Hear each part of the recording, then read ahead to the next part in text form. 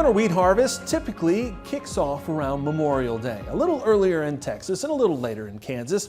Well, this year it's running behind, way behind. Rainfall is always welcome in the southern plains, but right now it's making a mess for farmers fighting to bring in the crop. Winter wheat harvest is an Oklahoma tradition. Our grandparents did it, our dads did it. Wheat's what works here. And that's one reason Clint Wilcox is happy to be in the cab cutting the 2025 crop just outside of Fairview, Oklahoma. Nothing else seems to consistently work as well where we farm as wheat. And I know wheat can be grown anywhere. Our droughty climate or dry climate to some extent is a good climate for wheat. Except this year, what started as a dry fall has given way to record-setting rains this spring. Had a lot of rain throughout May, had a few breaks to plant milo, and then we got to the 1st of June and had somewhere around 8 inches in most places since 1st of June here. The crop is ready, but the fields aren't fit. The latest numbers from USDA show nationally just 19% of the winter wheat is harvested. It's normally about 28% complete. In Oklahoma, barely a third is cut. Usually it's about 3/4 of the way done. Last year, harvest was 93% complete by now. Nothing quite as dramatic elsewhere, but we are still seeing significant delays in other production states, even extending into the Midwest, where Missouri just 29% harvested. In that state, 51% is Missouri's 5-year average and 71% last year. Some guys may be delayed 10 days, some guys looks like 2 weeks. So hopefully we'll get out there in a timely fashion and get that crop off, because the longer it stays out there, the more subjected it is to lodging, sprout damage in the heads, and just overall grain quality test weight stuff starts to drop off as we let that crop stay off. Crop damage is a real concern, and some of those issues arrived with the rain. We've been getting a lot of rain since April, and even back in May we could see already plants becoming white just because the soil was already getting too saturated. Mike, how wet has it been over the last 60 days? Well, we have just really been inundated with rain all across the western region of the state for the wheat belt. Mike Schulte is the executive director of the Oklahoma Wheat Commission and a farmer in the central part of the state. The harvest was ready in southwest and central Oklahoma in places, and it rained for 13 and 15 days to where producers never even got into the field once. So it really, I think, has created a lot of stress for producers, because there's this concern that we're losing the crop. But so far, test weights have held up and yields are decent in the fields farmers can get to. Now they're racing to get the crop out before weeds and sprout damage take hold. There's also been concern of sprout. There's been some minor sprout instances that have been talked about where it has been found in certain locations, but overall the crop still has been holding up remarkably well. So our hope is if we can get another 5 or 6 days in and move forward without any heavy rains, that maybe we're gonna make it through and it's not gonna be so bad.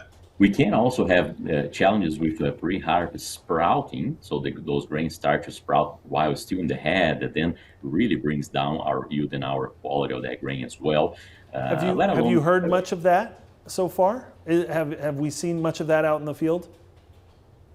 What I have heard so far from growers were mostly concerns with lodging coming from all of that rain, right? So lodging has definitely been a concern. In Kansas, areas around Wichita have seen more than 5 inches of rain on harvest-ready fields.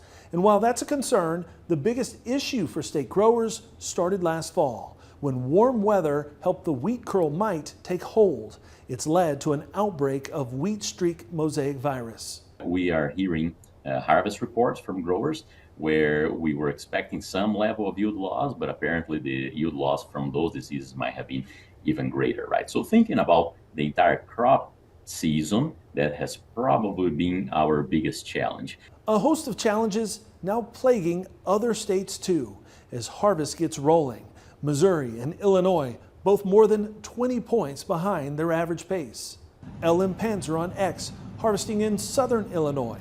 He says they had the wettest April on record since 1893. He feels lucky to have a crop that's sellable. So far, he's not seeing sprout damage from his seat in the combine.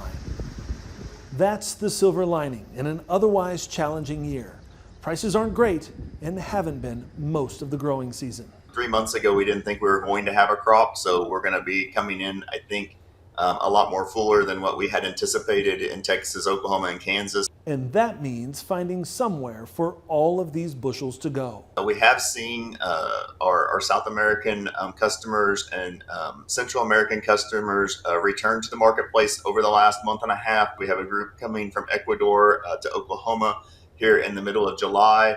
Our hope is that we can continue to foster those relationships and build upon that. As they work to move a crop that's currently stuck in the mud. They're talking next week it's liable to come back in and be rainy for 3 or 4 days again. Rain with few signs of stopping, as the first half of June is now the 5th wettest in the last 100 years for Oklahoma. My folks are from northeast New Mexico. We don't cuss the rain very often. Have you gotten close this year?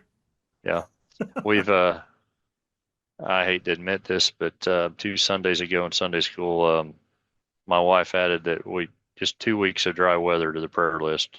I said, well, maybe 3. So, I mean, I don't know if we're cussing it yet, but we're ready for a break. And ready to finish the tradition of wheat harvest. In 10 days, we'll want another one. We're farmers. We're never happy with the weather. Arlen Suderman of StoneX joining us in Arlen as we talk about the wheat harvest and the slow pace of that harvest. Prices haven't been really anything to get excited about. World cash wheat price is actually set in the Black Sea with Russia and Ukraine.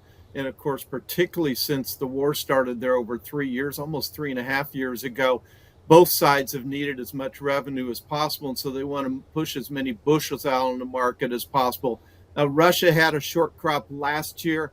That tightened their available exportable supplies. This year's crop looks to be a little bit better, even though there are some weather problems, and spring wheat acreage is going to be the lowest in the last 50 plus years.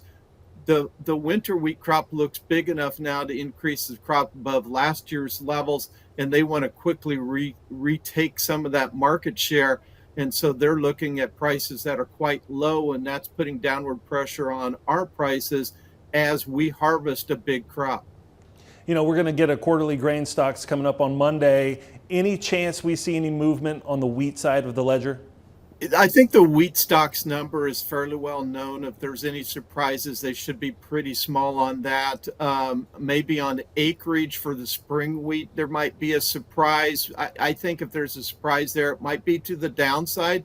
But otherwise for wheat, it's going to be watching corn because the odds of getting a big surprise in wheat, a market moving surprise, are pretty low.